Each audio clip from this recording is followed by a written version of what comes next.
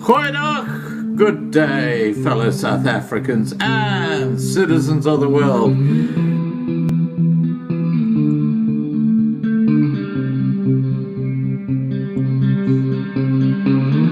I've been looking around for salvation. I've been looking around for the truth. All around me I see frustration, and I looked all over till I found you. I sit and listen to your stories, and you're telling me, please don't worry. There's a lot in this world you should know, and loving life is where you should go. If you're looking for somewhere to go, if you're looking for someone to know, if you're looking for someone to guide you, then loving life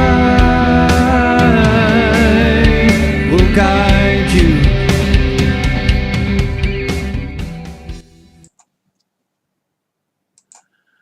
Goeienaand, good evening, fellow South Africans and citizens of the world, and welcome to tonight's live stream. Now, let's just start off by letting you know what's happening tomorrow night. Tomorrow night, members of the Spectrum National Party, or SNP, will be joining us live at 8 p.m, including Christopher Claassen, the president of the SNP, David Kotze, the deputy president, Petrus Sito, who you all know, we've had him on the channel before, he's a deputy president of the SNP, and Shabir Desai, the mayor of Durban. So it's going to be a cracker of a live stream talking about this new political party. Yes, another one. Now, please bookmark the lovinglifetv.com link copied in the description below this video. And subscribe to Loving Life Live, where live streams will be carried from the 1st of January 2021, also with a link down below this video. We are transitioning off YouTube next year. This is why. YouTube yesterday suspended one American news network from posting new content for 1 week. Let me show you. And has completely demonetized the channel after the pro-Trump news network, and this is why it did it, reportedly uploaded a video touting a non-approved cure for COVID-19. Now, as you'll notice, it's an unlisted video. Let me tell you about unlisted videos.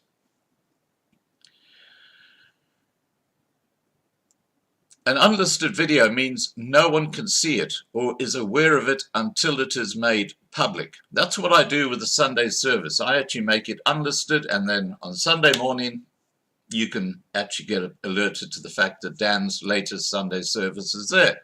So no one even knew about this video. But they gave OANN a strike and demonetized them. And not only that, but they cannot post a video for the next week. And you wonder why I'm moving off YouTube. My gosh, if they can do it to OAN, they can do it to anybody. Anyway, let's continue. In addition to the temporary ban on videos, the network cannot live stream due to a strike received under YouTube's COVID-19 misinformation policy, which prohibits content claiming there is a guaranteed cure for the virus. The video in question has reportedly been removed.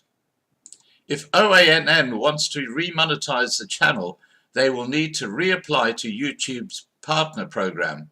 If they receive 2 more strikes, their account will be terminated, even though they've got well over 1 million subscribers. Now, that's why we're getting off YouTube, because this is a threat that hangs over the head of channels like mine, and I've had enough of it, quite honestly. I've had enough of it. And if that's not bad enough, there is a new cyber offensive which was launched on Monday by the UK's Signal Intelligence Agency, Government Communication Headquarters, or GCHQ, which seeks to target websites that publish content deemed to be propaganda that raises concerns regarding state-sponsored COVID-19 vaccine development and the multinational pharmaceutical corporations involved. So, you can see the internet is changing as a platform. It's quite extraordinary. All right, let's get on to what's happening tonight.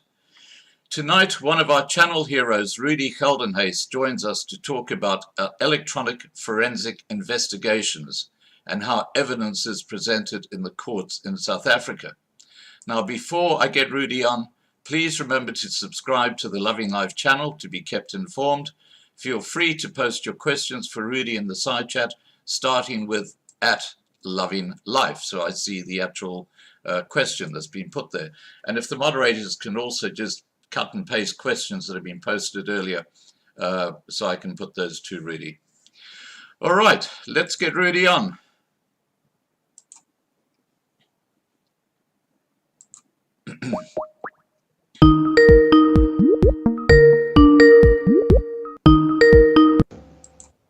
Hi, Rudi. How's it, Scott? How's Excellent, it, buddy, excellent. I saw you in the side chat. You've been busy. I'm always a busy fella. That's good to hear. Now, Rudi, to start with, can you give us a quick update on how the development of the new lovinglifetv.com website is coming on? Yes, everything, of course, is happening behind the scenes. Like I explained during last week's live stream, at the moment the site is live, but I've put it in under construction mode or in maintenance mode, and all the development is happening off the site on a staging environment. Right. Okay. Do we have any idea on timelines at this stage? You know, a lot of the behind the scenes stuff has been done. The theme and the look and feel has been built. The Ajax chat functionality has been built. A number of things behind the scene. The security has been built. I haven't yet put up any of your archive of videos, and that's the big job. So timeline, I'd say roughly 2 weeks. Okay, fantastic. So we're looking at about the second week of December, give or take a few days. Okay, fantastic. Okay, that gives us a bit of a timeline. Now, let's get on to the discussion for tonight. We're going to be talking about evidence in courts. Now, before we actually get on to that, one of the big issues in South Africa is evidence tampering, lost dockets, police not responding to home invasions, police abuse of rape victims, and so we can go on. Do you want to just talk about that very briefly, and then we'll get straight into the actual evidential side? Yes, what one must realize is the justice system in South Africa has got different facets, from the investigative side, the police, from the preparation and trial perspective, the state prosecutors in the courts and the state advocates in the higher courts, and so on. So, you know, where things start going wrong is with the South African police. The problem there, we all know that there's massive corruption among a lot of the members of the police. I'm not saying all of them, but unfortunately among quite a substantial portion of them. So bribery is rife. So typically what happens is somebody goes and lays a charge, and then that docket which is opened is given over to an investigating officer, and it's the duty of that investigating officer to investigate the matter. That includes gathering all the evidence, speaking to witnesses, getting their statements. And during this process, during investigation, it's quite possible that the person is already charged and has his first appearance at court. And that's when the corruption starts. An accused like that, if he's corrupt enough, and often they are, will contact the investigating officer or some other policeman and ask him to let the docket disappear. And they basically pay for that docket then to disappear. Right. So that is a major problem. Secondary problem is the quality of the investigating officers and how they actually investigate. Their caseload is often so big that they do not give proper attention to their cases, which means that there's an underprepared court case in front of court eventually. So that from the police side. From the side of the Justice Department, the state prosecutors are not what they used to be.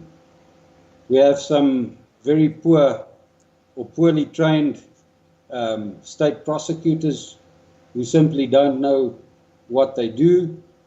And that is the type of stuff that the attorneys and advocates prey on, because if the state is not properly prepared and their case is not properly prepared, then it leaves the door open for things like technicalities and getting guilty accused scot-free because they are playing the system. They're Right. testing the justice system. And then the third problem that we have in the Justice Department is the quality of our presiding officers. Years ago, many years ago, before 1994, we had very, very good presiding officers, magistrates in the magistrates' courts and judges in the higher courts. And that seems to have gone to pot quite substantially. I often get told by my advocate friends and my practicing attorney friends that I can be thankful that I'm out of the active legal profession and that some of these magistrates and judges don't even know the difference between documentary evidence, real evidence, and they simply don't know how to apply the law. And that's what we want. We want the law to be applied. Right. If your presiding officer is incompetent, jungle justice often ensues. Yeah. So it's a lottery. Now, let's get into the whole process of evidence, because this is something that hasn't been discussed before. And with your area of expertise, would you like to just first of all explain to people your background in this area before we get into it? Yes, I used to be a practicing attorney till I saw the light of day, until my moral compass dictated that I stop defending rapists and murderers and child molesters and these perpetrators of serious crime in South Africa, and till I realized that I've had enough of 750 divorces, debt collection, and the general practice of law. If you have to be critical about the work that an attorney or an advocate does, you can say that an attorney or an advocate resolves other people's shitty problems for a living. You fight for a living. So you end up being at the office from 8 till 5 or later, and you are in a fighting mood the whole day, whether you're fighting a paper battle by means of pleadings or documents or whatever, or phone calls, or going to court and cross-examining a witness. You are fighting. And it's Right. often difficult to leave that fighting spirit at the office. So you tend to take your fight home as well, which makes for an unpleasant home life as well. And you'll often see people referring to statistics to say that legal practitioners have the highest divorce rate because of their fighting spirit or their fighting life.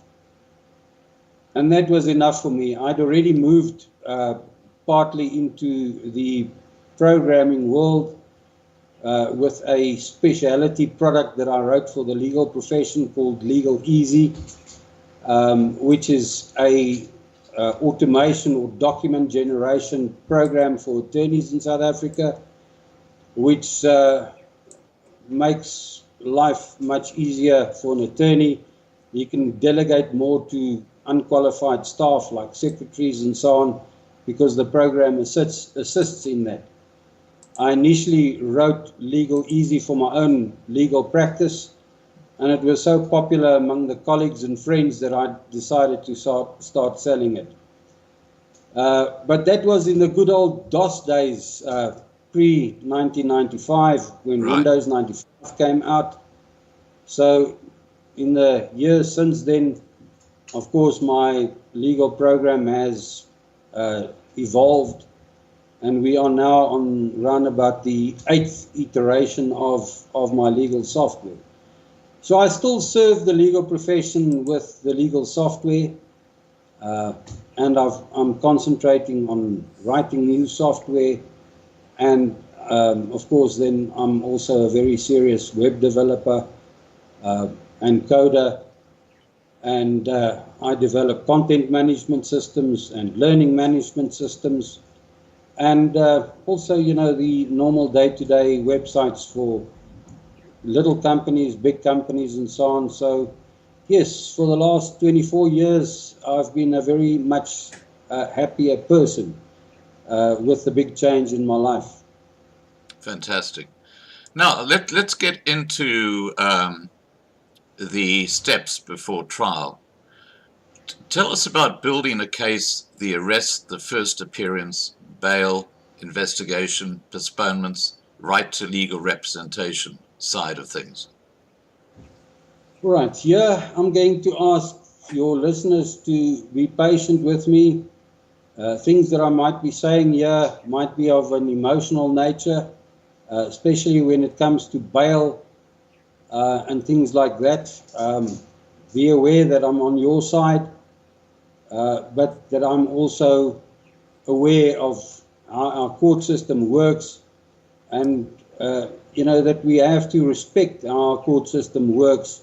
Otherwise, we'll be in a state of jungle justice. So if I do say things that you find emotional, bear in mind that that is the system that we have to work within. So what happens when initial charges are laid by complainants or victims, you know, that is a very emotional episode normally, especially when it revolves around serious crime and crime that involves bodily harm or death. Then it becomes seriously emotional aspects, like we saw very clearly after the death of the Senekal farm manager, Mr. Horner. It's emotional. Yeah. And then people will say on websites and all over, lock the suspects up, throw away the key, deny them bail.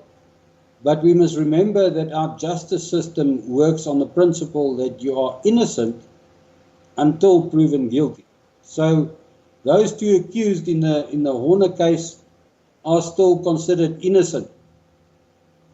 And the idea with bail is to look for the following, and that is, firstly, will the accused stand his trial? Will he pitch up at court? Would he flee? Would he Like pitch Bashiri. up? Yeah, you know, will they pitch up and see that justice is done? in the first instance. In the second instance, one has to be careful that an accused is not able to hinder the investigation in the matter, or intimidate witnesses or possible witnesses. So those aspects are quite important. The third aspect regarding bail is how likely is the accused to continue committing crimes. And if such an accused is proved to be of a habit of committing further crimes, then that often is a main determination whether such a person would get bail or not. Right. But you would have to realize that one would have to prove that that person will be committing crimes. I'm not going to go into technical details and tell you guys all about what the burden of proof is during a bail application. What I am going to say to you is that person is considered not guilty until proven guilty.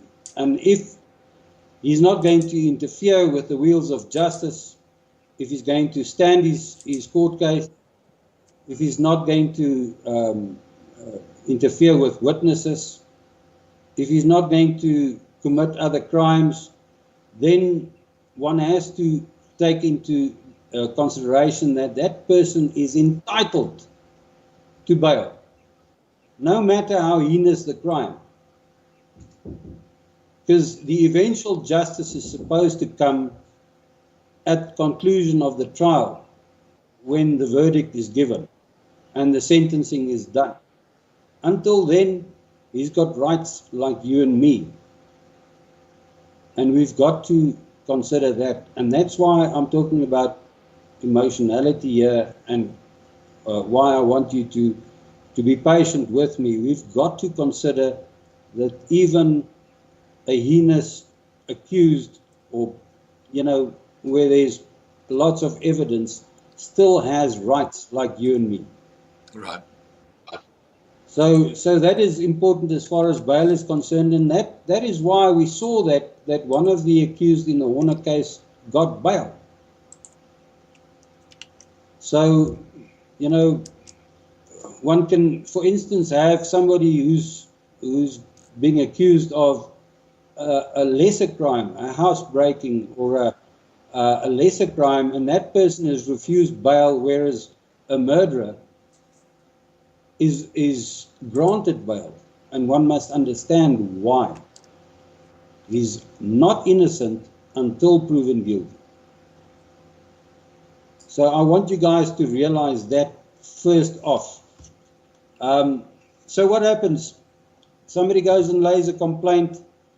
There's an initial feeling that the complaint is valid. The person might be arrested or caught red-handed, and the police will then chuck him in the cells, and within 48 hours, that person has to be brought in front of court for his first appearance. Now, often it happens that that person, when he appears for the first time, doesn't have legal representation yet.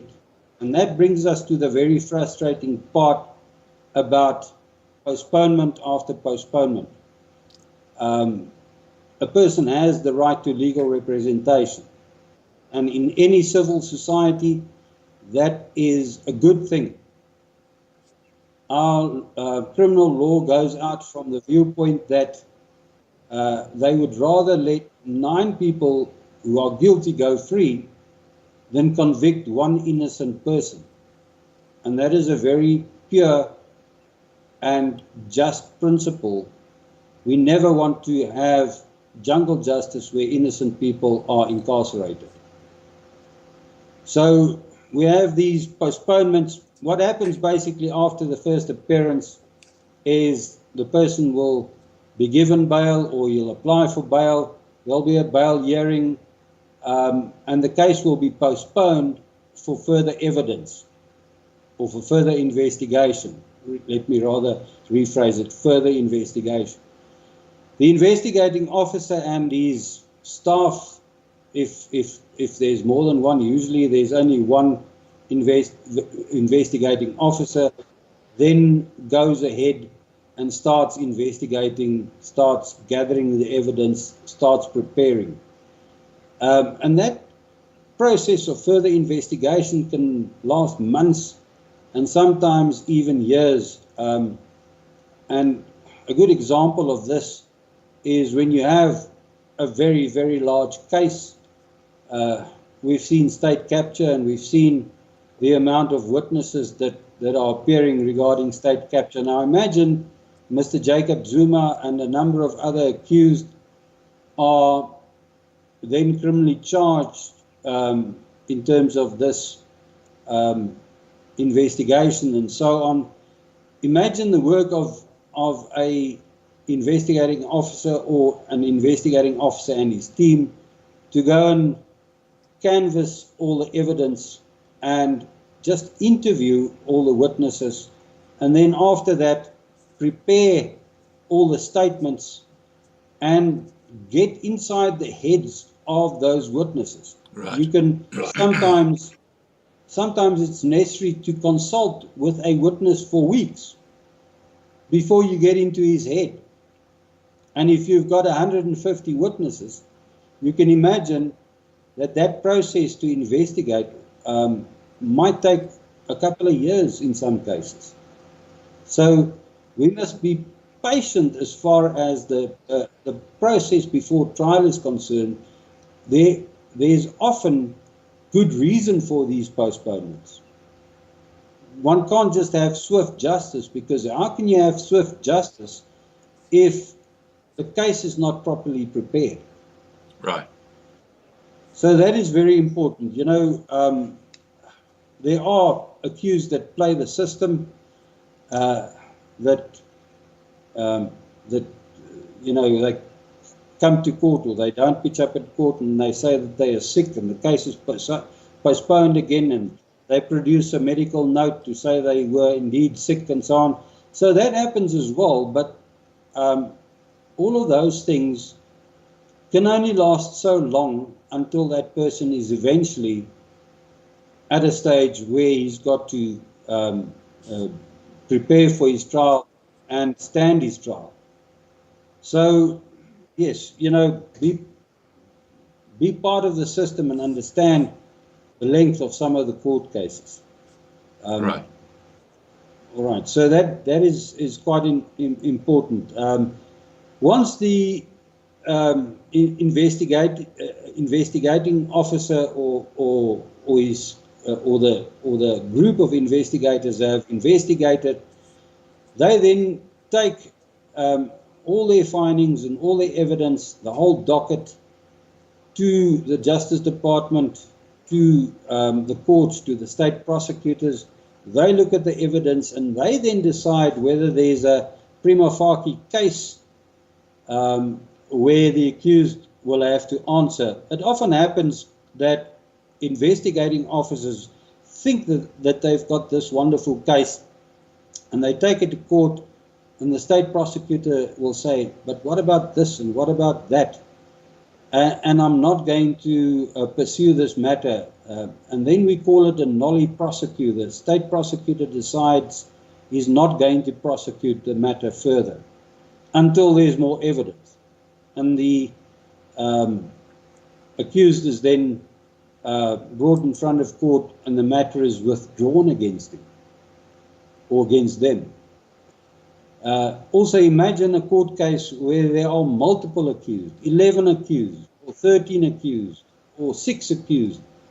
The preparation work in cases like that, where there are multiple accused, also takes longer than a clear-cut case where a person was caught red-handed breaking into a premises. So the difficulty of the matter often dictates the time that this matter will take before a trial even starts. Right. I don't know if you guys remember back to the Oscar Pistorius case. Yes. Even though that was almost clear-cut, it was one location, shots were fired, somebody was killed. The investigations there before trial Took months and months and months and months before the eventual trial, and then that whole trial was broadcast live for all of us to see. Yeah. So even in a relatively clear-cut case, there's a lot of preparation work to do. Regarding tonight's discussion about electronic forensic investigation, and in a number of other fields, there's also, during the initial investigation, a process called search and seizure, where the police will go and obtain a warrant and go and confiscate some devices or some evidence. They'll rock up at the person's house or business. They'll search the place looking for evidence, but that normally happens with a warrant giving them the green light to do so. You can't just willy-nilly go and search a place. You have to have just cause.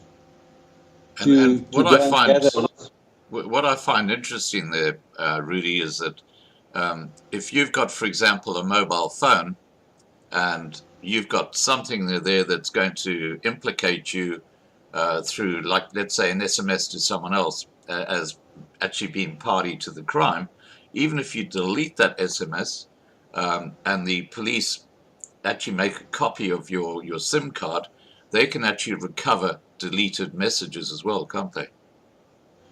Yeah, it's not only a copy of the SIM card, it's a copy of the whole operating system. We'll get to the different devices, and I'll explain to you how that is gathered. But concentrating on search and seizure, there has to be just cause, and there has to be a situation that there's a legal search and seizure. In the case of electronic equipment, we know it all consists of cell phones, tablets, computers of all sorts, and other electronic devices. So electronic equipment is quite varied. So the police would then go and they would search the place and they would find these items. And one of the first things that they have to do is they have to, what we call, protect the chain of evidence or the chain of custody of these evidence items. So they will place the items in a forensic bag, a police forensic bag, which has all sorts of numbers and unique identity numbers on. They will seal that bag. They'll take photographs before, during, and after sealing the evidence items. It's very important that police officers document every step that they take. Even if it's a simple case, they have to document what they do. They have to make sure that they cross every T and dot every I, and because they have to eventually give testimony in court, and what one wants then is preciseness. One wants dates, times, photographs, steps, all to ensure that everything was done in a criminally sound or in an investigative sound manner. And the same applies to all these electronic devices. They must, in the first instance, be acquired in a sound manner, and the investigating officer has the duty to start documenting everything that they do. Right. And that's also where the chain starts breaking, because police officers, by nature, and I would even include more than the corrupt lot, I would include the majority of them, are lazy buggers. And they don't document everything, and then eventually it leads to, when did you do this, when did you do that, and they are unsure. And that's where the chain starts breaking, and that's why we call the aspects regarding protecting the chain of evidence and protecting the chain of custody of evidence a step towards preparation for the trial. These evidence items, whether it be clothes or electronic equipment, then has to be taken to a central store, a police store, where they are entered into the store by means of a store manager and a store book. And generally, we call this store the SAP 13 store, where these evidence material is handed in, whether it be 10 bags of Daha, or whether it be 5,000 Mandrax tablets, or whether it be electronic equipment. It has to be entered into this protective store for safekeeping. Right. And that's the next place where the chain starts breaking, because in the case of drugs, the police open that store and they take some of the Daha out and they go and use it to set traps for other possible criminals and whatever. Now, what that then does invariably is it starts deteriorating or taking away from the vitality of the evidence. So if you start with 10 bags of Daha and at the eventual court there's only 6 left, what happened to the rest? Yeah.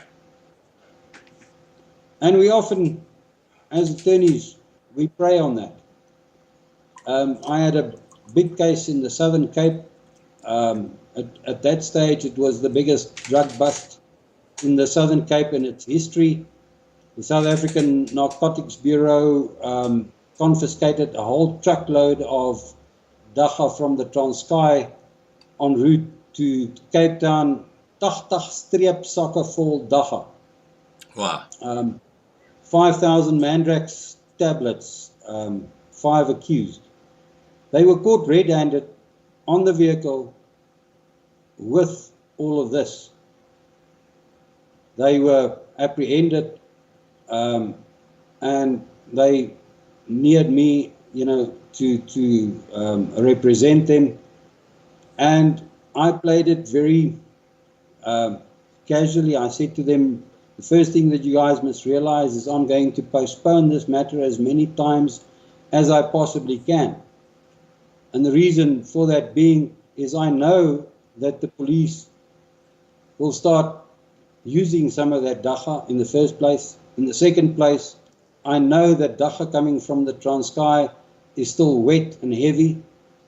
But over time, in the SAP store, SAP 13 store, which in that instance was a corrugated store, very hot, very extremely hot, I knew that the Daha would dry out and be half the weight at the end of the day.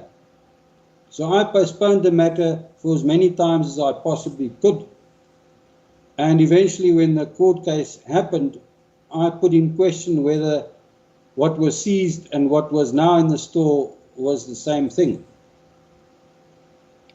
Because some of the bags were missing and it now weighed less than half of its original weight. And the 5 accused walked. Wow.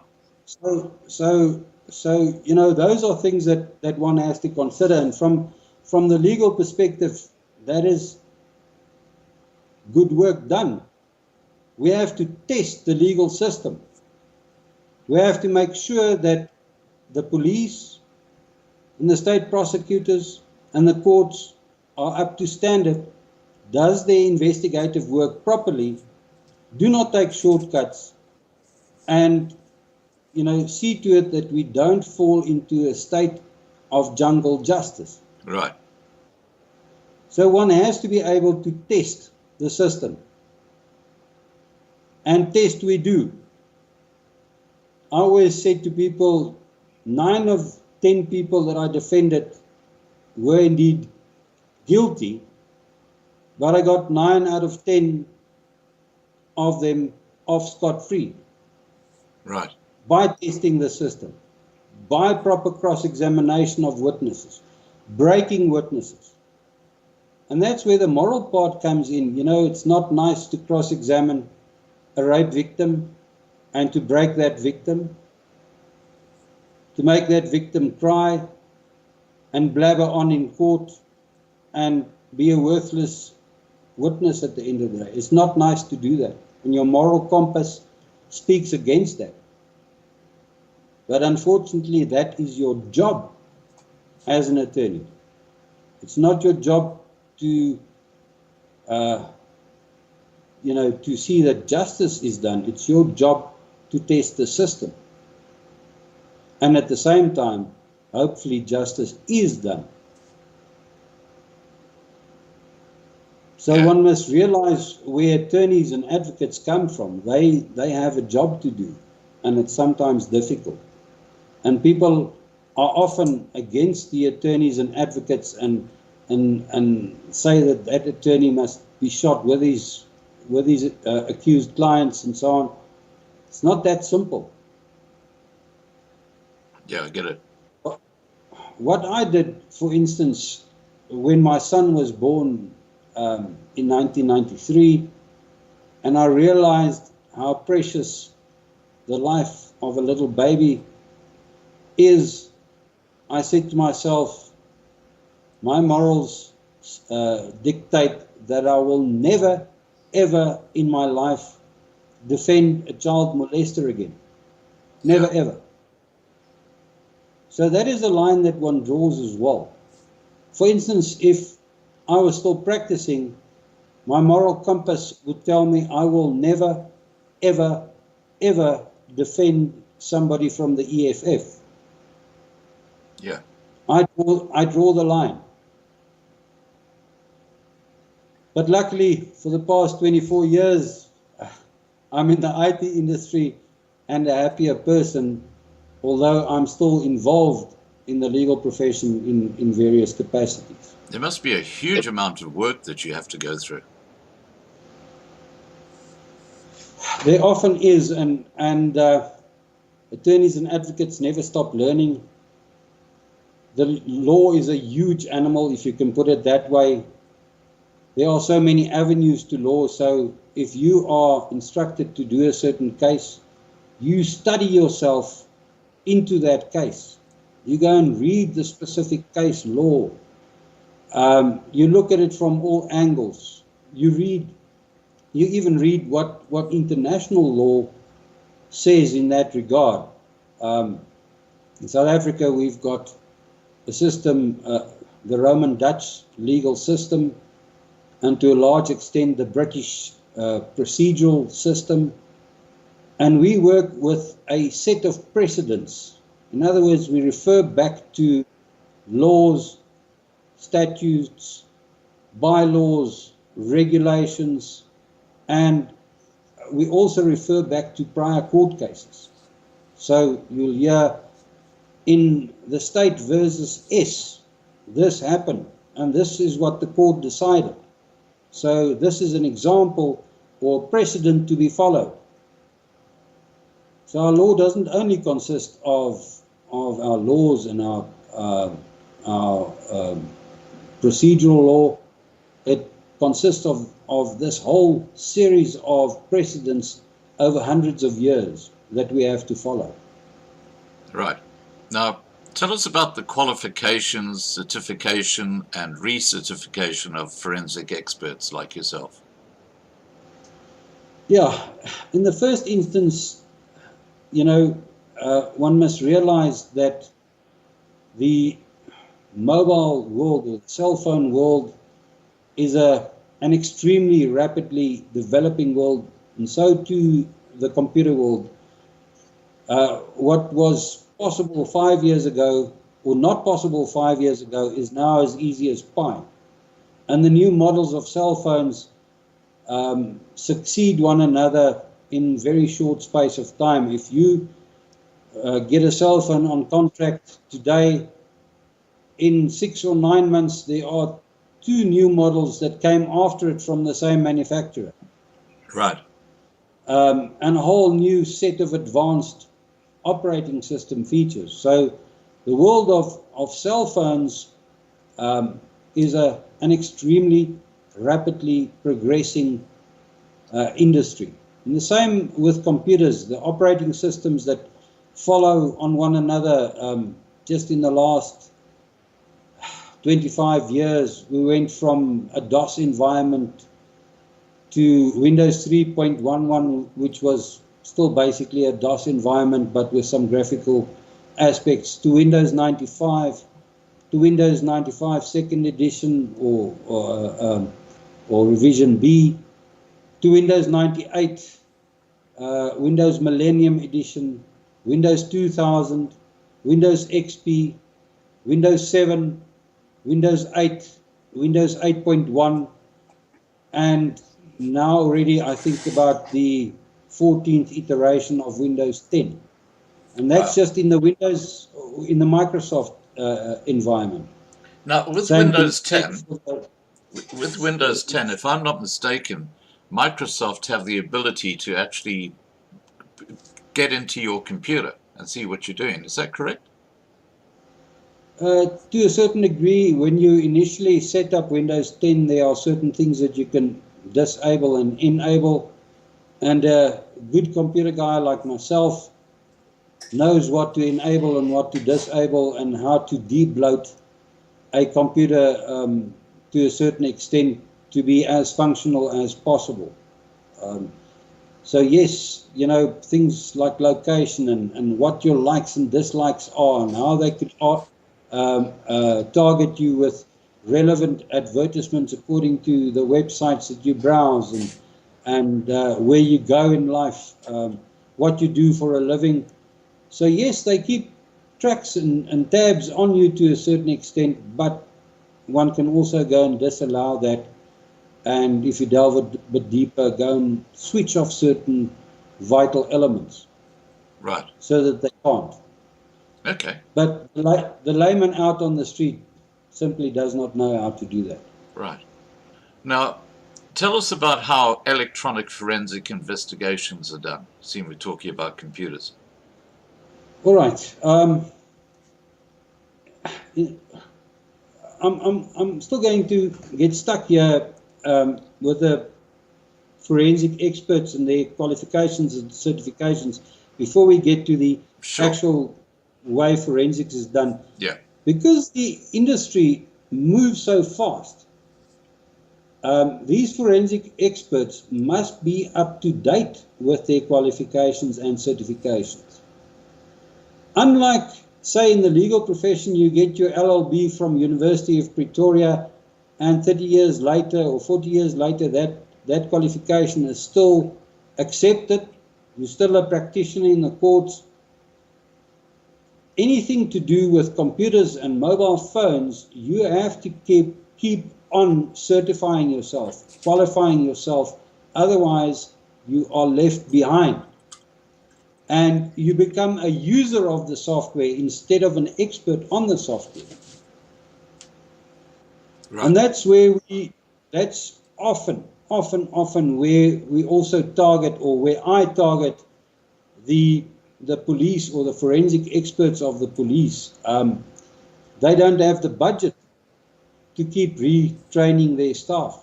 They don't have the manpower to do that. They don't have the funds to buy the newer copies of the software used. And then that expert becomes a user and not an expert anymore. And that's where I jump in and I discredit that person by means of proper cross-examination to indicate that he hasn't continued his education.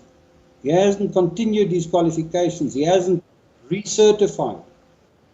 Often recertification in the case of both mobile phones and computer stuff, your certification lasts for a year or at most for 2 years.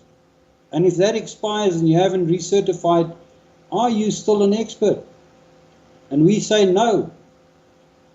Those are the technicalities that we take in court. For instance, last year, September to November last year, I was involved in a high court case in Johannesburg where the highly ranked police forensic so-called expert had done his last certifications in 2016. And this was now 2019. Right. And the police simply didn't give him the funds to go and recertify. So we discredit him down to zero because of the fact that he's now considered a user of the software, not an expert anymore. So those are the technicalities that we bring out in court, and how we eventually let these people that we defend, whether they're guilty or not, go free. Yeah. In my case, or let's first talk about general stuff.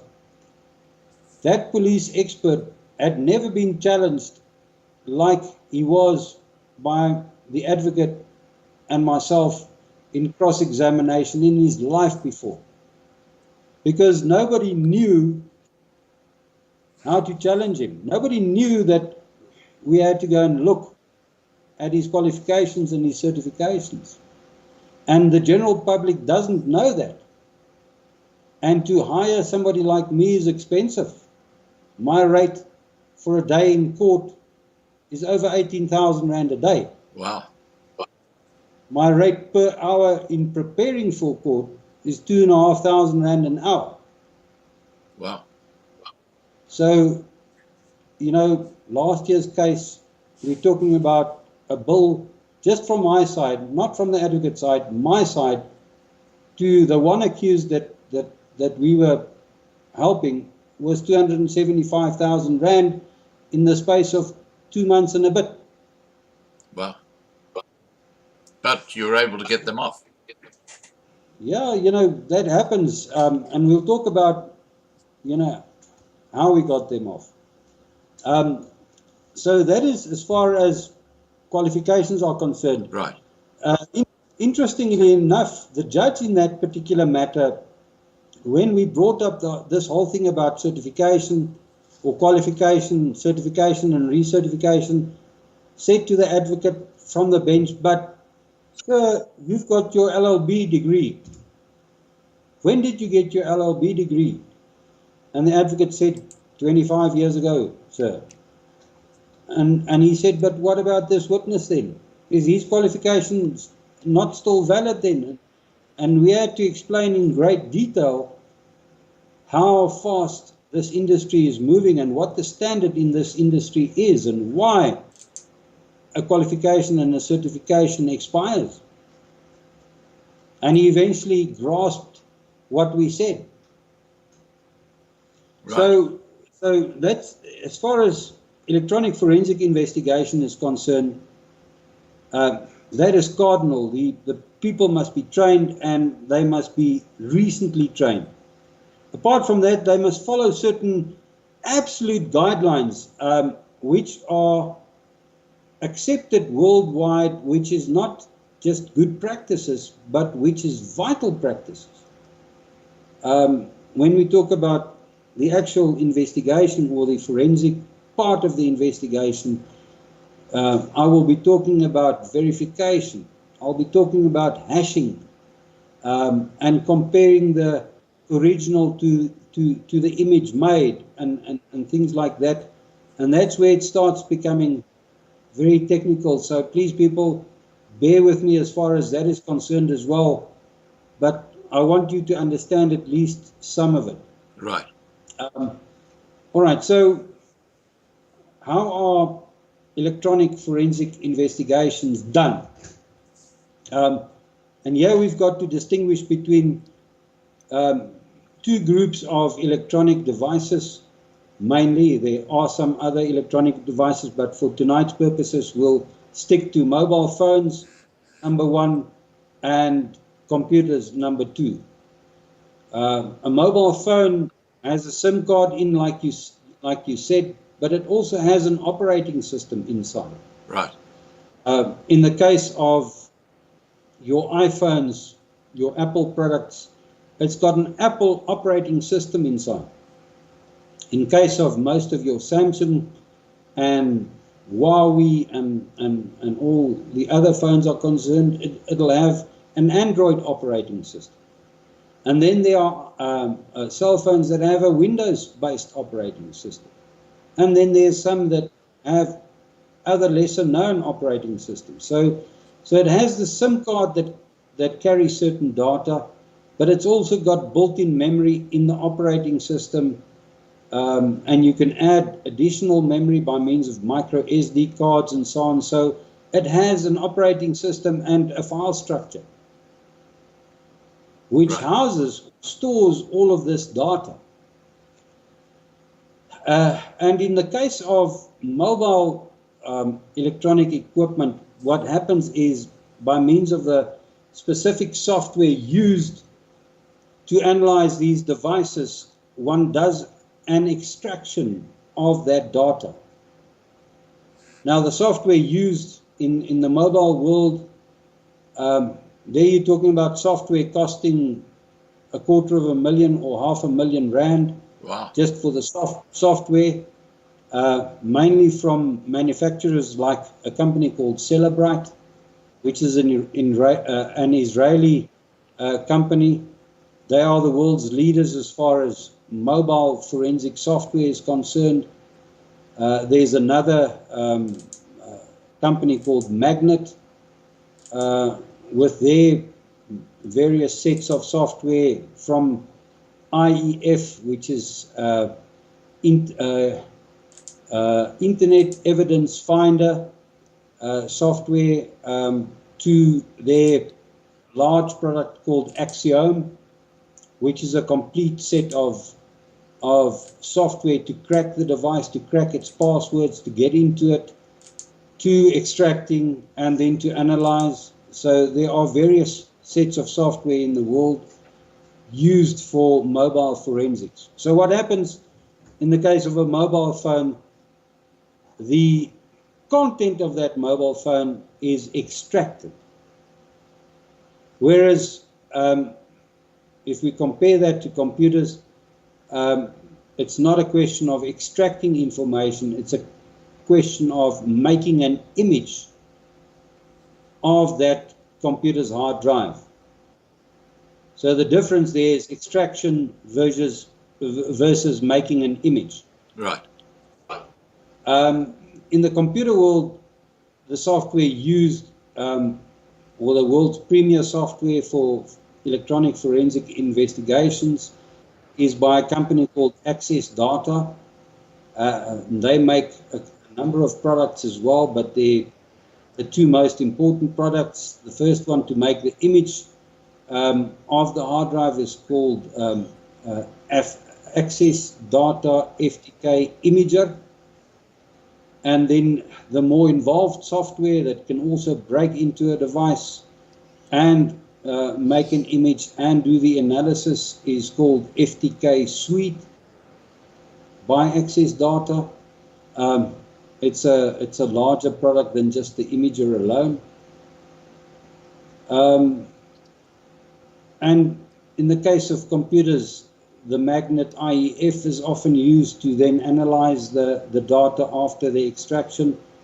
Our contention is always in court that if you're using an Access Data product to make the image, it makes sense, and it makes forensic sense, to also use Access Data to the bigger suite of programs to do the analysis, or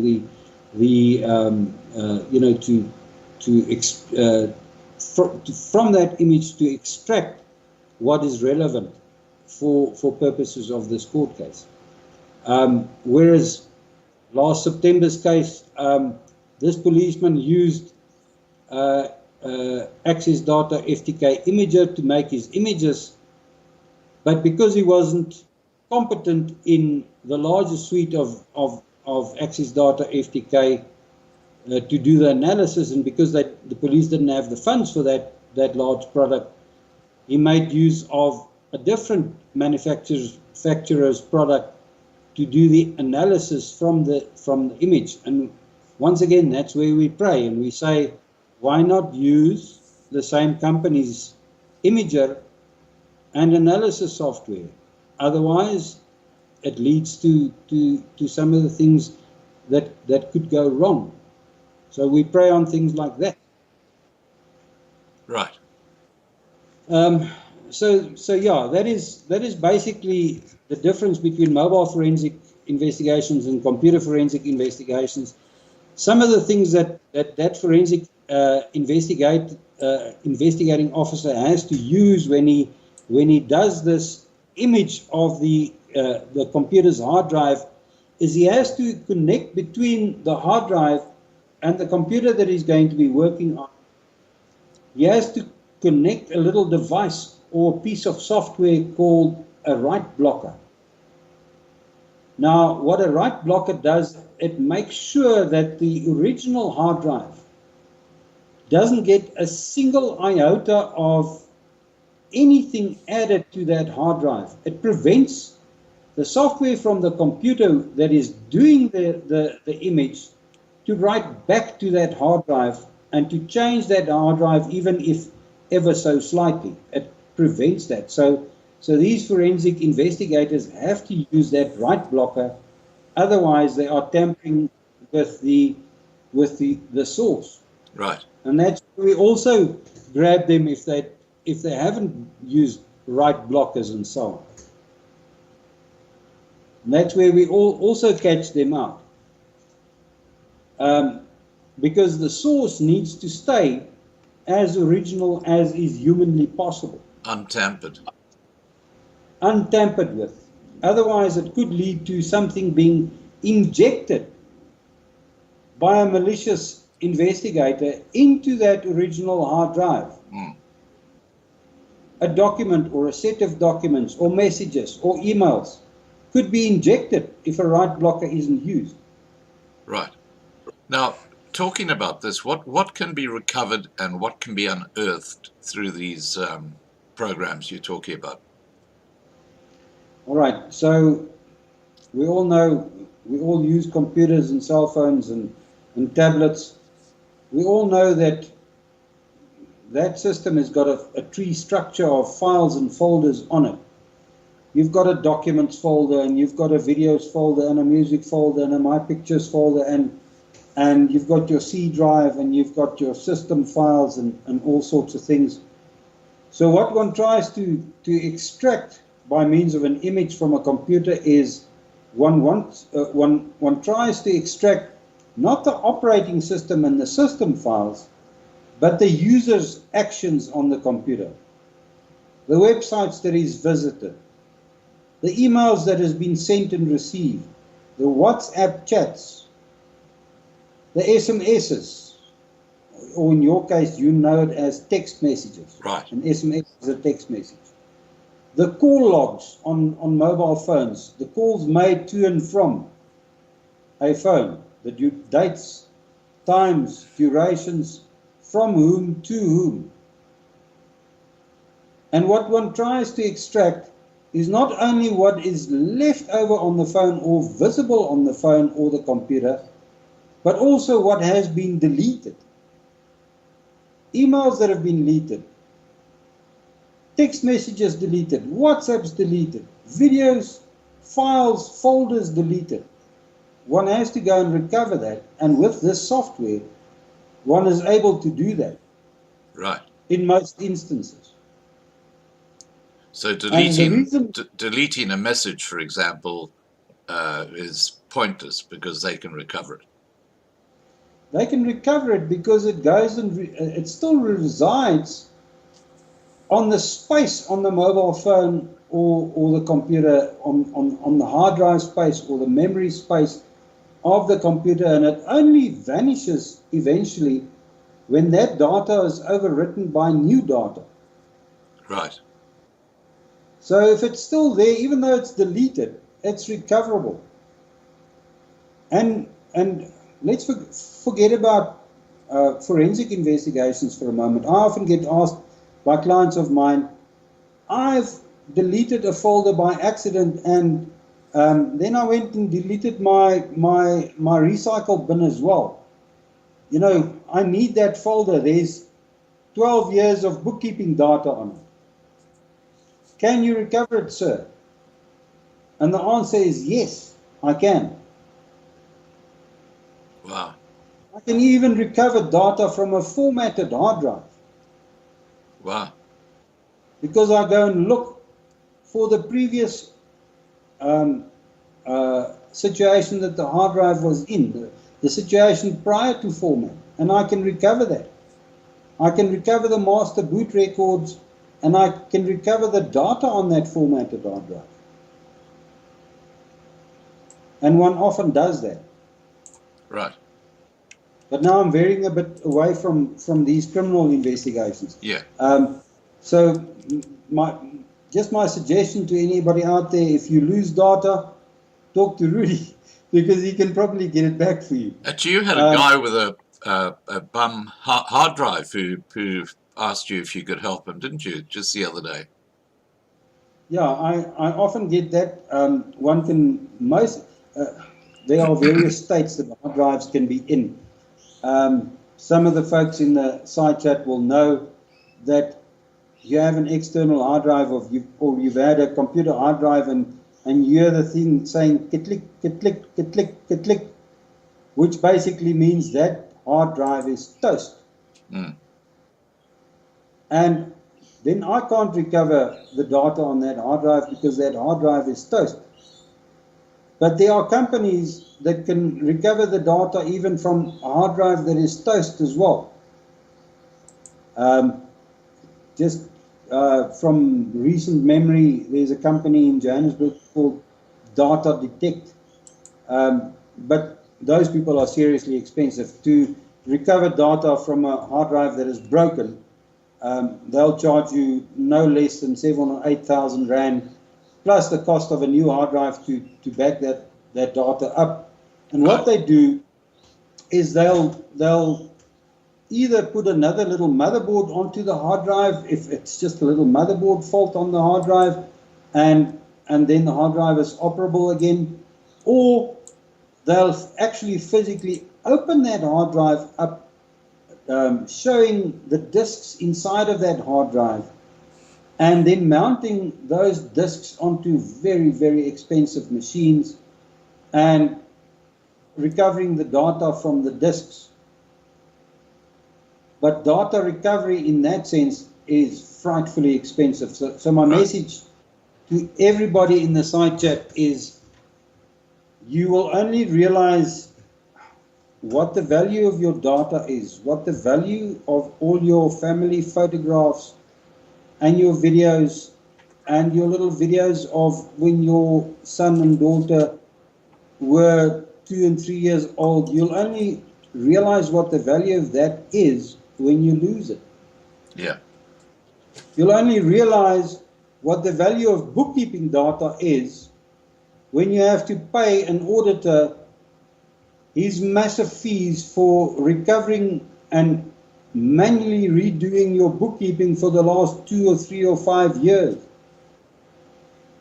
So my message is very clear. Don't just listen to me and say, I'll do it at some time, but do regular backups of your critical data. For companies and people who are in the IT world like me, we talk about backup servers. We talk about NAS drives, network assisted storage. We talk about sending stuff to the cloud.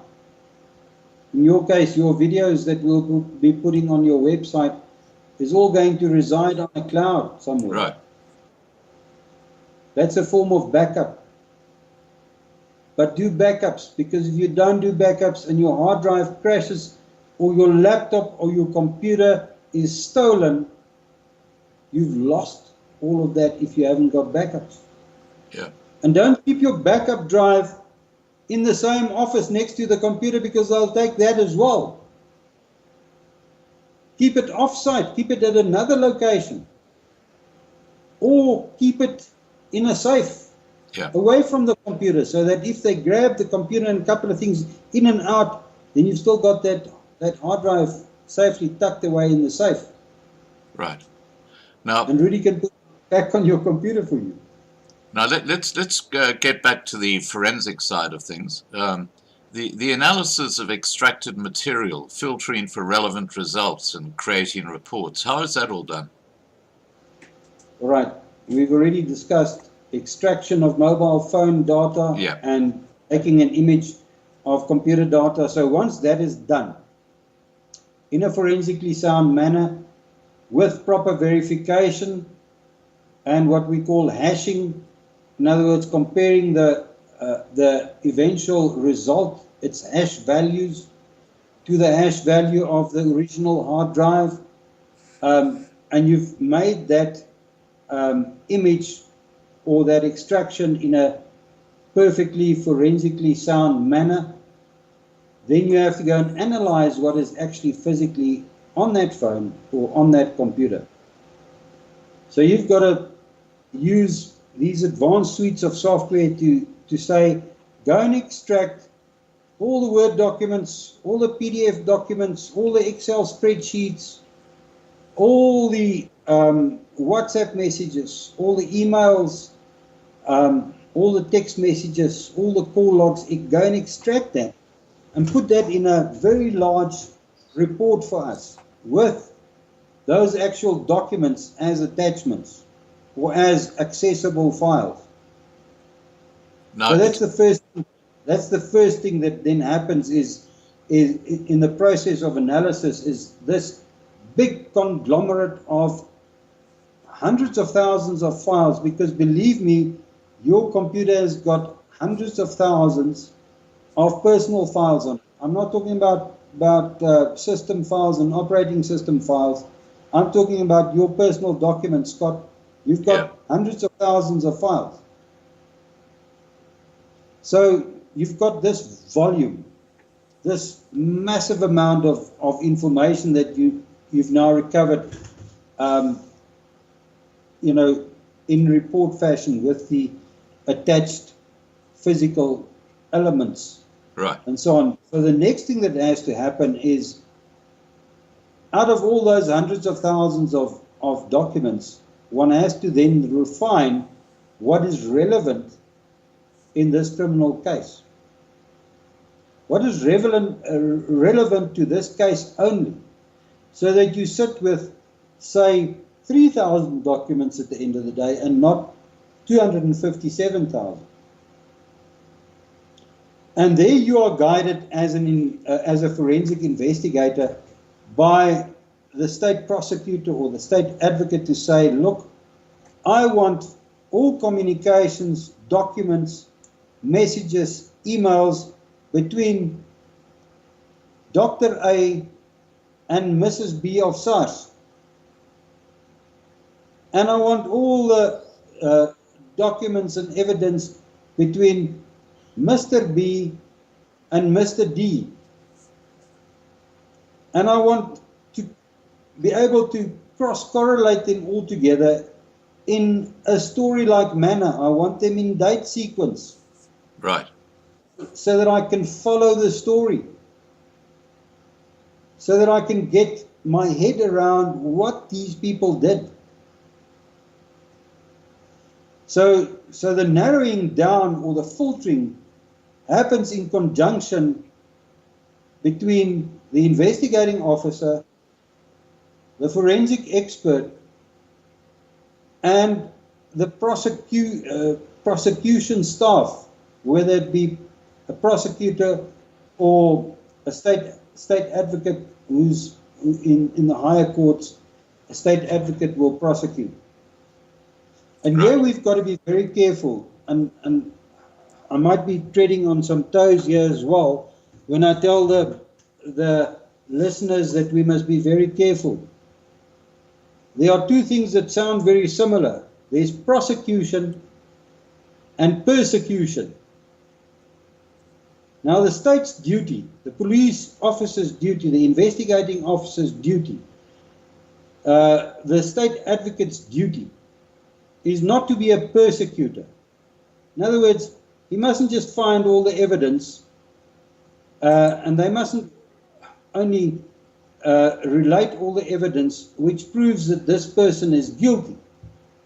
They must be objective and find justice. So they must also find evidence that can absolve an accused.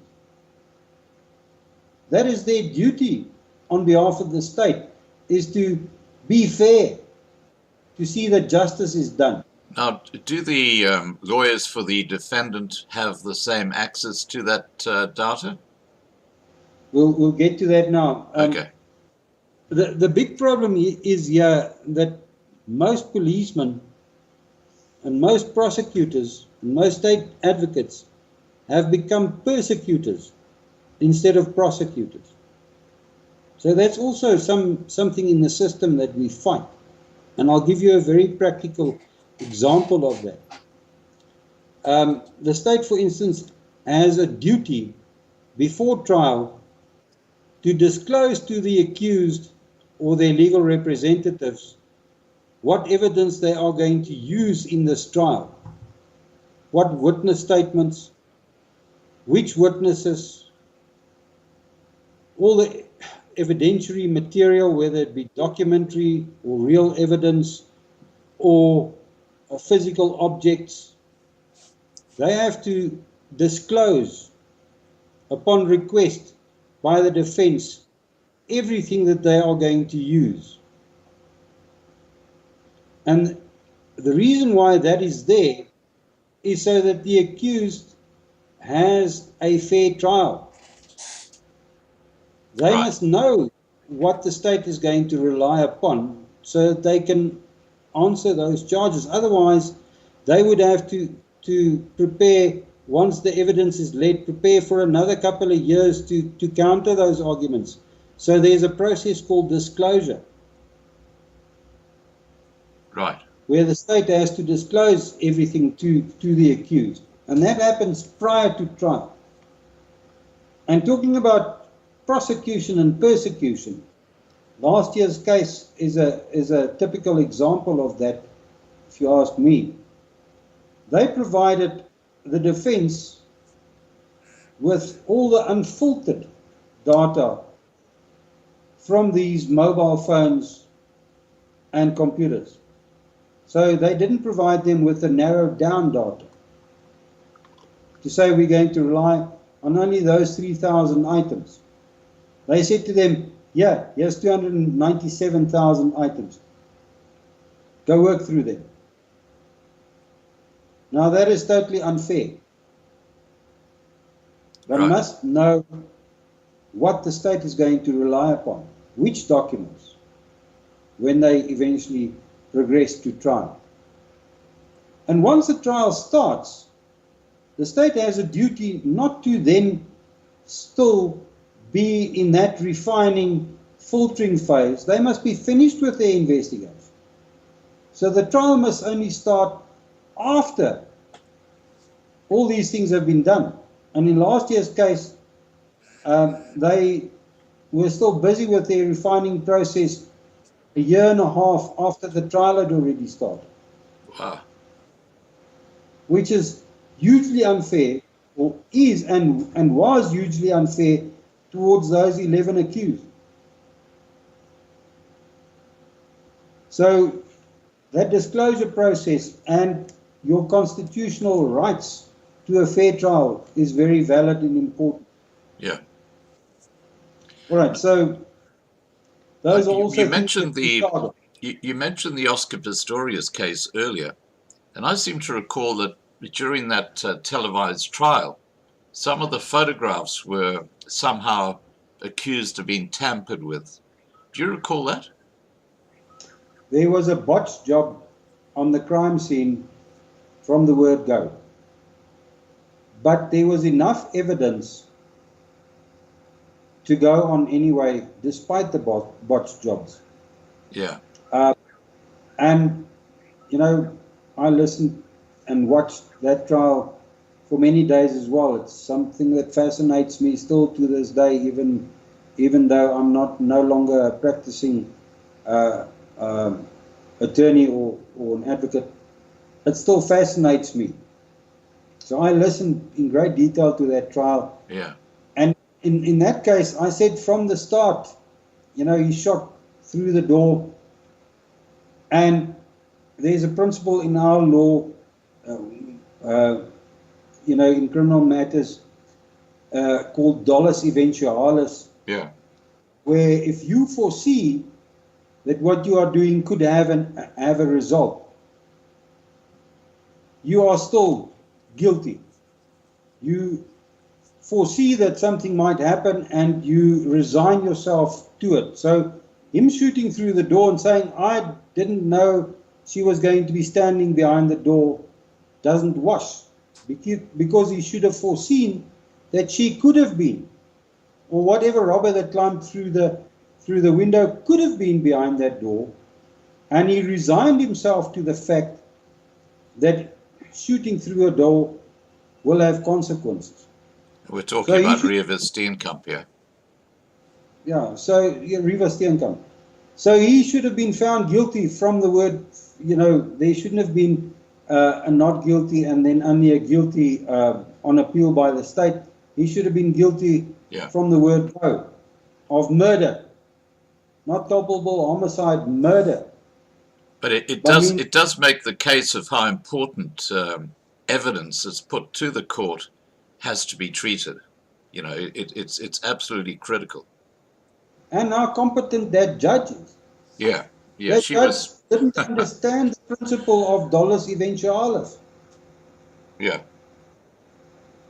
All right, so Harry, what's Harry's surname? Harry, the state advocate in that case, he's now part of AfriForum. Yes. Harry Nell. Yeah, Harry Nell. Brilliant advocate, and he put everything in front of court, even though there was good advocates for the defense as well, and he argued dolus eventualis, but the judge just didn't see the light of day. Yeah. And that's where I'm talking about the standard of our presiding officers. Yeah. But they went to appeal. They went to appeal, and he was then found guilty. Correct, but it wasn't. If that presiding officer was worth her salt, it was a woman. Yeah. If she was worth her salt to start off with, he would have been found guilty of murder at the initial trial. Absolutely. Now, let's get back to our discussion here on the forensics. I think we've covered disclosure, haven't we? Now, Yes. the accused is asked to plead on the charges, guilty or not guilty. If not guilty, then the case is postponed for trial. Can you just take us through that process after this evidence has been seen? Basically, once the investigation is closed and full disclosure has happened, the accused or the multiple accused is brought in front of court to state whether they are guilty or innocent, to plea, in other words. And you've often seen it in the courts or on TV programs where the person will stand up and say, "Not guilty, Your Honor." Yeah. By the way, did you hear that ting ting? Oh, yeah, that's just uploading the videos, is it? That is my software downloading the latest batch of Scott's YouTube channel videos. It's an automated process, so that ting ting tells me it's latest run on your video. Fantastic. So, has it done the Loving Life live channel as well now? yeah, there were 48 videos till a couple of days ago. Yeah, I've included that in the downloads. Okay, fantastic. So we got a complete set of every video I've put up on YouTube. Fantastic. All right. Yeah. All right. Great job. Well done. Okay, so let's move on from there. Now, what about the preparation for the trial? Do you want to take us through that process? All right. So the person now pleads not guilty and say, or partially guilty and partially not guilty. An accused might say, okay, I'm guilty of common assault, but I'm not guilty of rape. Yeah. And on this, or on charge number 1, 2, and 3, I plead guilty, but on charge 4, 5, 6, 7, and 8, I plead not guilty. And when that person pleads guilty on a charge, then there's no need to prove the contents of that charge. Right. If you are guilty on that, if you plead guilty and the courts accept your guilty plea on that charge, then you are found guilty on Now, that charge. Just on that point, Rudi, am I correct in suggesting that if you plead guilty, you are likely to get a lighter sentence than if you plead not guilty and are found guilty? Yes, we'll get to that when we talk about sentencing and so on. It's about then, in other words, cooperating with the wheels of justice, not wasting the court's time, and it can be argued that it's a sign of remorse if a person pleads guilty. So, yeah, I'll tell you how one can then consider, whether that would be grounds for a lesser sentence and so on. Right. So now you've got this out of the way, that the person's pleaded guilty and not guilty. So the remaining charges where he's not pleaded guilty to remain. And the state has this burden of proof on them to prove beyond a reasonable doubt that this person is guilty on these charges. And that will happen in the trial. But if I can just compare that burden of proof to you so that your listeners understand. Sure. In civil matters where Rudi sues Scott for R500,000 because Scott broke contract with Rudi, didn't do what he did, Rudi suffered damages. A civil case works like the scales of justice. One is, during the intro of this video of yours, you had a little image of the scales of justice. Yeah. In other words, which side of the scale weighs the most? That's in civil cases. Right. So does Scott's side weigh the most, or does Rudi's side with his witnesses and whatever weigh the most? And whichever is the heavier of the two is the winner in that case, or partial winner in that case. So that's in civil matters. In criminal matters, it works differently. There's not that system of the scales of justice. The state has to prove beyond a reasonable doubt that the person is guilty. Right. And the reason behind that, like I said, is they would rather let some guilty people go free than convict one innocent person. And if an accused comes up with a reasonable, doesn't have to be really possible and true, but with a reasonable explanation, then he will walk from those charges.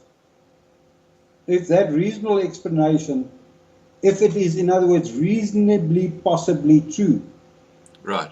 then the state hasn't released their burden of proof to one of beyond reasonably possibly true, or beyond beyond reasonable doubt.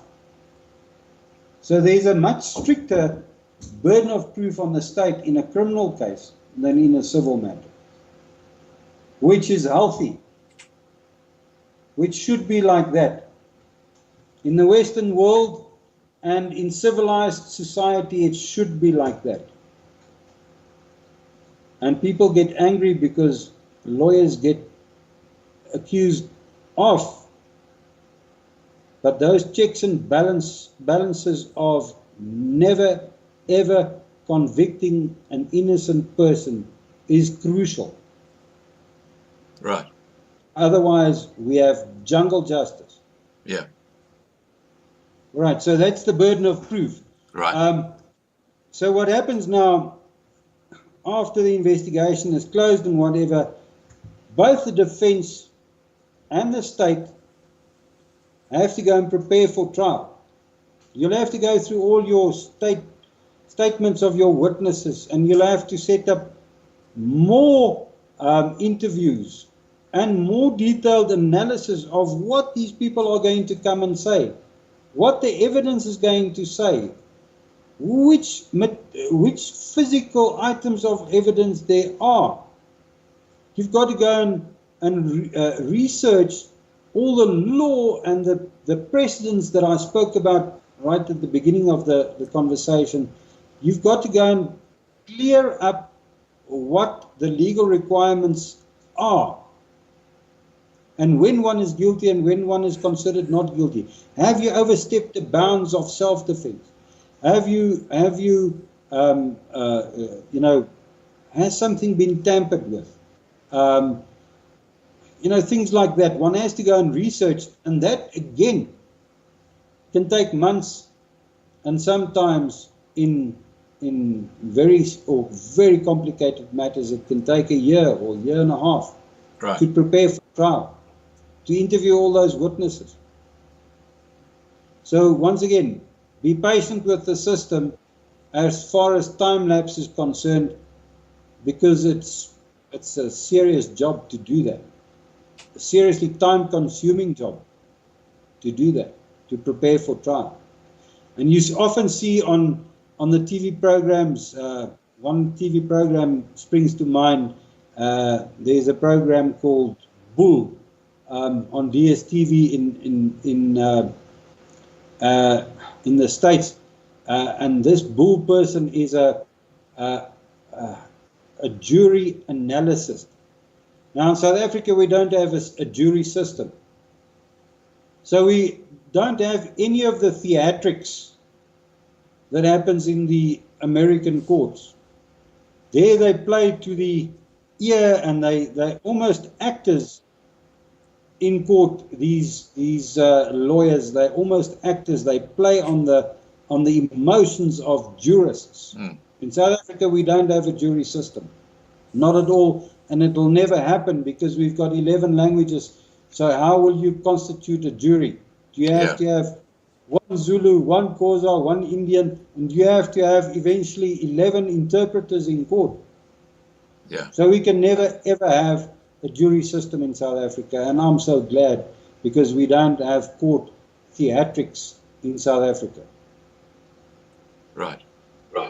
Right. So you've got supposedly very learned and very astute presiding officers who decide when evidence is enough to convict an accused, and who will apply the law and all the facets and nuances of the law to find that defendant guilty or not guilty. Yeah. And they use past cases. They refer to Jones versus Smith or something like that, and say, well, this is what was decided then, etc., don't they? Yes, in civil cases, you'll have the two surnames or the name of a company against the person, Jones versus Big Bang Events or whatever, something like that. Whereas in criminal cases, in South Africa, we refer to the state versus S, or the state versus so-and-so. Right, to support the case. Yeah, so the state is always the party to the case, which is the prosecutorial party to the case. That's a big word.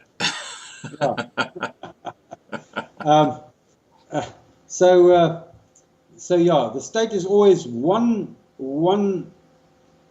party to the case in a criminal case in South Africa, and the accused, from accused number one right through, are then accused in the matter. Preparation for trial. Now eventually we are ready for trial, and you get to court and you've got 6 accused, and one has absconded, has broken his bail conditions. Does the trial continue or does it not? No, it can't. Those are questions. And if that person can't be found, but might be found later, the state could ask that the cases for, say, accused number 1 and 2 be separated from the cases of accused the 5 who's absconded and whatever, so that they are tried separately. So that can happen. But once again, say the person is now just absconded or has a medical condition or has cancer or had a heart attack and open heart surgery and he's not ready on the trial date. What do? Another postponement. And once again, we must understand that. And some of the lawyers play that little fiddle as well.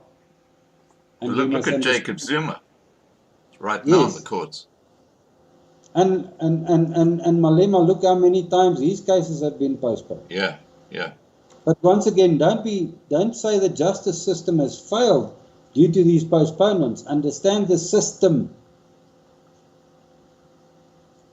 Okay, now eventually we've got all the accused at court, and the state advocate is healthy as well, and the attorney for the accused, or the attorney and advocates for the accused, they're healthy as well, and this thing can proceed.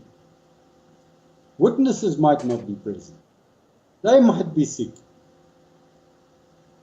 or gone, or dead. And that could also put a spanner in the works. So this law of ours is an animal. That's why postponing cases is such a damaging thing to getting a result. The idea is to have justice served as quickly as possible. Yeah. The idea is there, but it's not always possible. Even in a very, very, very healthy judicial system, it's not always possible. If you think back in the States, years and years ago, there was that case of, what was that athlete that killed his girlfriend or whatever? Man, it'll come to me now. O.J. Simpson. Oh, O.J. Simpson, yes. Yeah. Remember that case? Remember how long that case dragged on? Yeah, and he was found not guilty. And he was eventually found not guilty, and people were up in arms. They have the same system as ours as far as postponements and things are concerned, Scott. Yeah. So don't judge the system on postponements only. But he was found guilty on a civil charge, wasn't he, when the family took him to court? Once again, on that scale, that balance of probabilities, the family's version weighed heavier than his, but in the criminal matter, the state had to prove beyond a reasonable doubt. Yeah. So he was found not guilty on the criminal matter, but the family succeeded in the civil matter where the burden of proof was different. Right. All right, so that is the big difference there. Okay, eventually everybody's at court. The judge is there, the witnesses are there, all the counsel are there, all the accused are there. So now the trial starts. And the trial starts with the state, government, police, Justice Department, having to prove their case first. They have to, in other words, start leading their testimony, start producing their evidence, start calling their witnesses. And you cannot introduce something into evidence and say, there's a heap of clothes and nobody's going to testify about that. The person who found the bloody heap of clothes, whether it be the policeman or the investigating officer, he has to come and testify where he found it, how he found it, what. And same with these electronic forensic devices. Somebody has to come and testify, I was part of the search and seizure team, this was our warrant, this is where we went. We went to that address and to that address and to that address, and we found in possession of accused number 1, this, that, and the other. In possession of accused number 2, this, that, and the other, and so forth. Right. So evidence has to be led by a witness testifying about all these procedural matters. And then the next witness has to be called. Let's simplify things. Let's just go to this, these mobile and computer forensics. The state then has to say, okay, my next witness is the police's electronic forensic expert, Lieutenant Colonel X. We're going to call him to tell the court what he found and what he did. And this guy, and sorry, before the next witness is called, first witness is called, after the state has led his evidence, and the state says, I've now asked my questions. Each of the accused has the right to cross-examine that witness, to try and break that witness, to make his value less. So if you have 11 accused, you could physically have 11 advocates, each cross-examining that witness after the state has led the evidence. Now imagine how long that takes. Yeah. All right, some accused might not have legal representation. They would choose to represent themselves, whereas others have attorneys or advocates. So one would go in the sequence. Accused number 1, your chance to cross-examine the witness. They do it. Accused number 2, accused number 3, and so on.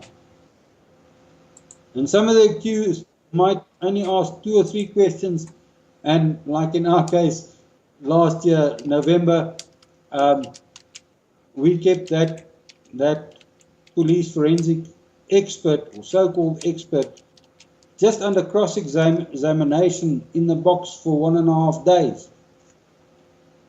And we broke him on behalf of accused number 3. Right. We broke him in 1.5 days to the advantage of the other 10 accused as well.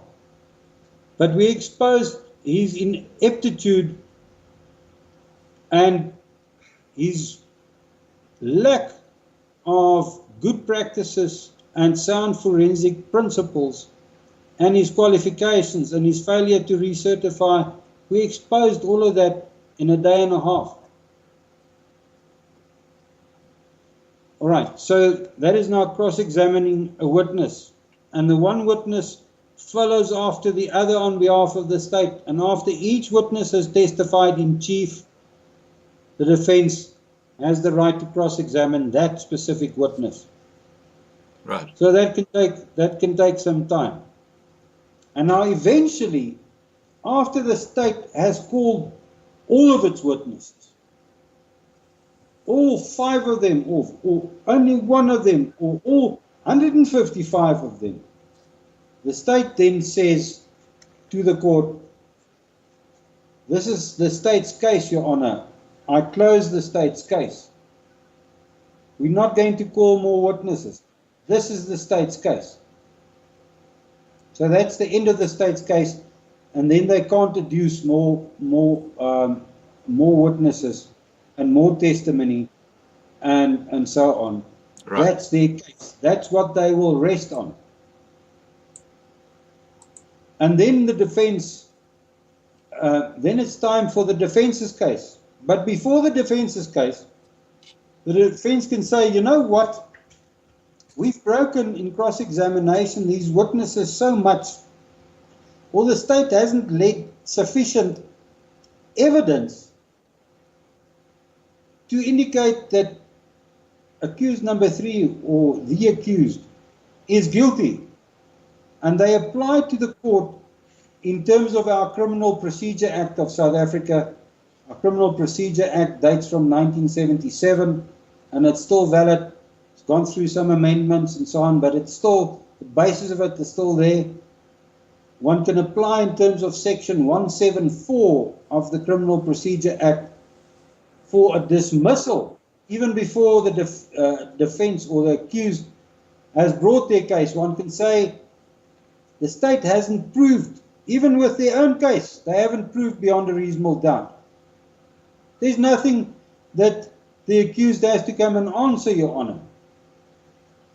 And one can then ask the court to dismiss the charges outright, right there before the defense even represent their side of the case. Right. And sometimes that happens. We're talking about the burden of proof here, aren't we? We're talking about the burden of proof, and if the state hasn't released their burden of proof, then the defense can ask for a dismissal at that early stage already. But let's say there was evidence that the accused needs to come and give an explanation on, to answer on. Right.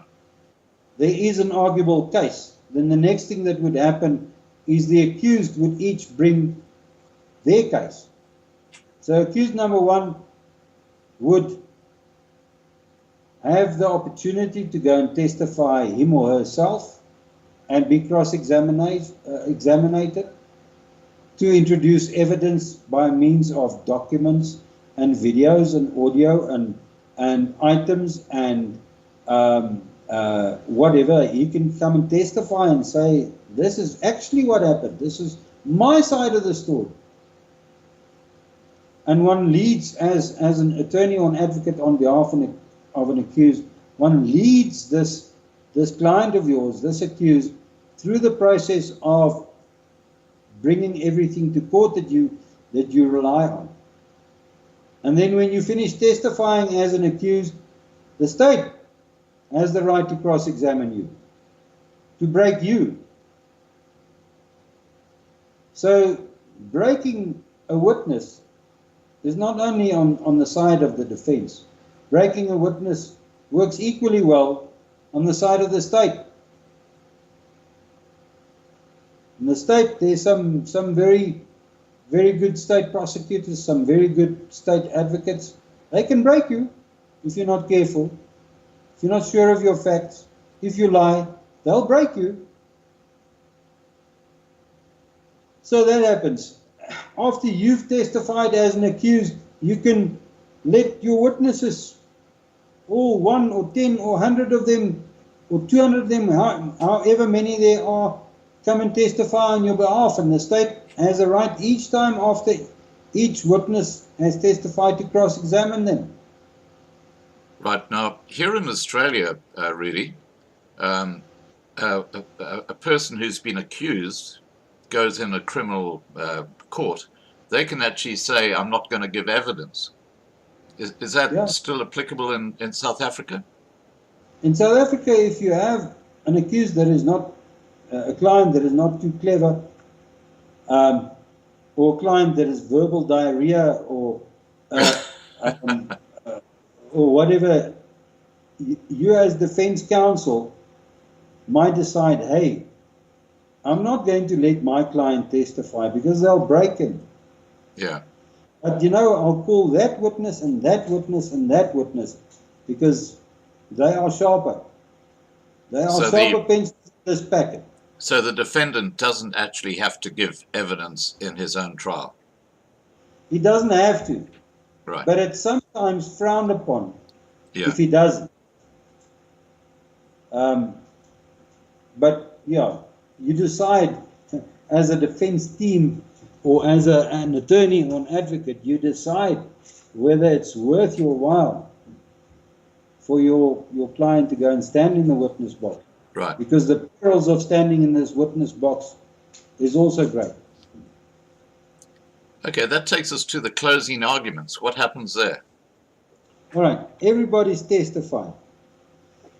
So now you've seen on TV that these lawyers stand up and they walk around the court and they speak to the jury. In South Africa, that will never happen. The lawyer or the advocate stands in one spot. He doesn't walk around and make smiley faces and have all these theatrics. He stands in one spot and he addresses the court.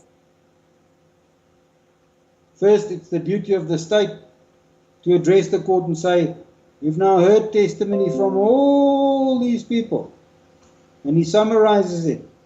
And he says, if you look at the value of this witness and the value of that witness and the corroboration here and the precedents and the case law and the laws and the regulations and whatever, this is how I summarize what has happened in this court. And this is why I say that accused number so and so and so and so must be found guilty on these and these and these charges. Right. And they have a duty to say, and they should go free on these and these charges. But you never find them doing so. That whole thing about persecution instead of prosecution. They'll never highlight the positives in a defense, an accused case, but they should, because they should stand for justice. Right. All right. So they say everything, and they bring their whole argument in front of the magistrate or the judge or the judges. And then it's the case on behalf of every accused to also do so, to address the court. For sake of to make it easy, let's say there's only one accused. So the advocate will stand up, or the attorney will stand up, and he'll summarize the case and say why he thinks the accused should not be guilty. Right. There's no obligation on him, like there is on the case, to be as objective. However, if you do concede that, look, my client did stutter here, or he is maybe guilty of this lesser charge, you make it easier, and you come across as much more reasonable. But you don't have that duty, that objective duty like the state has. A lot of people. So we then move on to the verdict, don't we? Yeah, the presiding officer or officers then look at these summaries, and they've been present during this whole trial. They've heard all these testimony. They've heard people lie. They've heard people shy away from answering questions. They've seen everything. They've made notes. They've read transcripts of previous days and months and years' testimony. And then what often happens in simple cases is they'll give their judgment right there and then. They'll say, I find the defendant guilty or not guilty, and they'll give their reasons. Right. But in more complicated matters, they'll postpone the case to go and read through 7,000 or 8,000 pages of testimony, and to read through the summaries of the state and the defense, and to go and research all the case law. Right. Even case law plays a big part, doesn't it? The case law and the laws. To go read through that and come up with laws and case law that the state and the defense didn't even think about. Right. Relevant stuff. And then they might come back to court in a week's time, in a month's time, in 6 months' time, and give their verdict. Right. Okay. For argument's sake, let's say they have now found this accused guilty of the charges. The next thing that then happens after the person's been found guilty is that person has to be sentenced. Right. So once again the case is postponed, because now you've got to go and prepare for sentencing. Because there's a whole new set of rules that apply now to sentencing. You've got to go and look at mitigating circumstances. You've got to go and look at the prevalent situation in the country. You've got to look at the seriousness of the crime. You've got to look at his history of prior offences, prior guilty findings, and both from the state's case as well as from the defence's case and so on. You've got to go and prepare for this eventuality of sentencing. Right. And then comes the day that the court is due to, or sentencing is due to take place, and there's this whole lot of arguments about what are the mitigating circumstances, what are the aggravating circumstances, what are his previous offences and so on. Firstly, again, led by the state, they prove that guy's previous convictions, and they will always emphasize how serious this case is, how prevalent this type of crime is, and they'll say what they suggest the sentence should be. They suggest, or they ask for 10 years for this charge of rape, or this serious infraction, or for murder they ask for life sentences, and whatever, and so on. And let me firstly state, I'm a big supporter of the death penalty, and I see a lot of people asking for the death penalty in South Africa, and I want to tell you, in terms of our new constitution and our Bill of Rights, forget about the death penalty ever coming back to South Africa. It won't happen. That's a shame. It's a shame. I'm for it. The punishment should fit the crime. That person should be removed from society.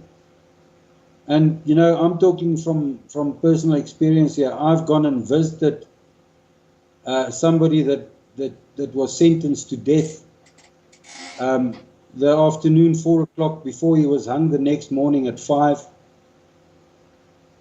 So I've seen what it does. I've seen what it does to families. Yeah. But the crime must, or the punishment must fit the crime. Yeah. And too often in our enlightened society with human rights and our Bill of Rights and our Constitution, it doesn't. The Constitution and our Bill of Rights is very good on the one side, but it's very liberal on the other side. So you'll never see the death penalty back in South Africa. Yeah. Simple as that. So don't even ask for it again. It won't come back. Yeah. Okay, now there's one aspect of this whole trial we haven't covered yet, and that's the appeal process. What happens there? All right. Once the person has then been sentenced by the magistrate or the judge, you as an accused that have now been found guilty, in the lower courts, in the magistrates' courts, you've got the automatic right to appeal. Right. You can appeal against two things. You can appeal against being found guilty and say, the magistrate applied the law wrong, I should never have been found guilty on the evidence presented. So that's the one leg. You can appeal against your guilty finding. And the second thing that you can appeal against is against your sentence. You can say, if the first leg of my appeal fails, that I'm indeed found guilty by the higher court, the Court of Appeal, the sentence that was given to me was too harsh. Yeah. So they can ask for a reduction in sentence, and they can give their grounds on that. So there are those two legs, against the finding of being guilty and against the actual sentence. And the same applies to the higher courts. But in the higher courts, you don't have the automatic right to appeal. You must apply to the High Court. If you were found guilty in the High Court, you must apply for leave to appeal. And the same judge who adjudicated the matter and who brought out the judgment or the sentence, he will decide whether you have a reasonable prospect of success in an appeal. Isn't that a bit prejudicial against the person who's facing the court? Very prejudicial, and even more so now that we have some shonky really judges, seriously deficient presiding officers in the higher courts. Wow. Because he can block you there. And then you have to, if he doesn't give you leave to appeal, you have to go even higher and ask that that decision be overturned. Does he get involved in that as game?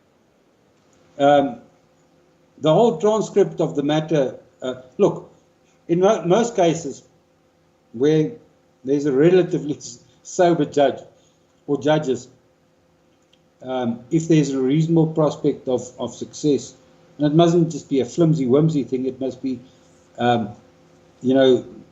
the judge erred by continuing that, considering that as factual evidence, where it was only hearsay evidence, and what it must be substantive. Right. They'll say, okay, there is a reasonable prospect that some other judges might come to a different conclusion than I. Right. And they'll grant a leave to appeal, and then the thing goes to the full bench of the Supreme Court, or if it was a full bench, it would go to the appellate division straight away. I remember when Pistorius' appeal went before the full bench. That was an amazing. That white judge, I've forgotten what his name was, but he just slammed the judge who had actually given such a ridiculous sentence to Pistorius. Now, I've got a few questions here that have come through the side chat for you, Rudi. Michelle Mullard says, please ask Rudi about the IMEI number on all phones, where they can even spy on your phone if they have this info. Do you know anything about that? You know, a phone has that IMEI numbers, that individual device number. But a SIM card also has an identifying number. So there are more than one identifying aspect in a mobile phone. The IMEI number refers to the actual device. And one can often, if your mobile is stolen and it's later recovered, one can recover that IMEI number, or if it has tracking software on, even if it's switched off, a phone can often be traced and tracked. Wow. And there are ways and means to even reactivate the phone remotely that is supposedly off. Okay. It's never really off. Now, John Jefferson says, does South Africa practice common law, as in the United Kingdom and Ireland, although this is now based on legislation more than old cases? Yeah, our common law in South Africa is the Roman Dutch system, and our systems evolved over the ages and the decades and the centuries, so that our common law on a certain aspect, let's take a civil aspect, the law of neighbors. What is the common law between you and your neighbor living next to you? Do you have to let his water run over your property, or don't you have to do that?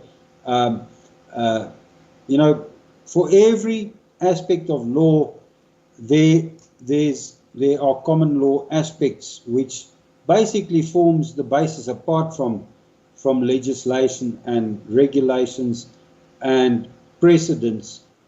The common law is developed over the ages.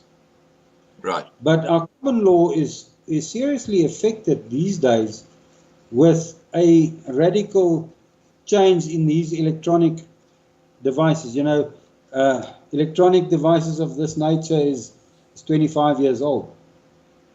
Phones and personal computers, 25 years old. So we don't have a lot of common law referring to mobile phones and PCs, but you know, as far as murder is concerned, and rape is concerned, and what we have this whole history of our law, which is called our common law, and yes, it applies in South Africa. Right. Okay. Now, Michelle Mullard has said, all my fellow Cape Townians, there's going to be a huge independence march in Cape Town on the 5th of December. I hope to see you all there. Now, I believe Michelle is associated with Cape Exit, and look, we would love to cover that event live, as well as perhaps have a live stream before then, but Marlena would have to see if we can fit one in, because we're pretty full on live streams right up to, I think, mid-December. But I'm sure there'll be a date that Marlena can slot that in. Michelle, perhaps you can email me, and I can put you in direct touch with Marlena, see if we can fit that in for an evening discussion. The whole issue of the secession. And are ULA going to be involved? That's another question, because they're another big group who are seeking secession. So perhaps we can answer those questions via email, and I can certainly put you in touch with the correct people, and people like the ULA or Marlena can. So I'll just wait to see what the responses are there.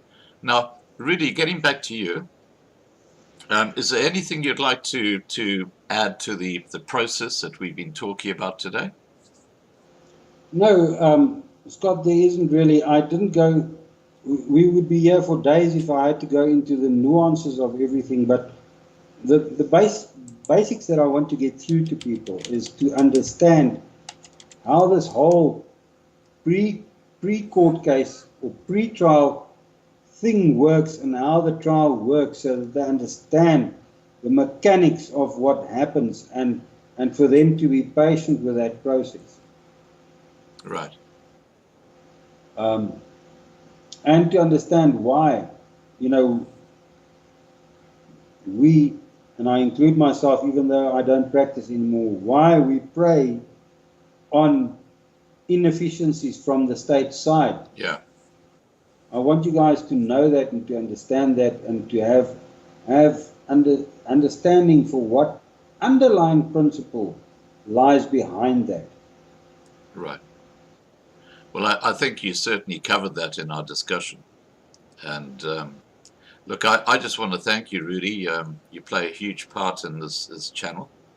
And thank you for your discussion tonight about, the whole process. It's been very, very interesting. I think anyone who does have to go and face court for some reason now have a video they can go and watch and actually get a clear understanding of the process.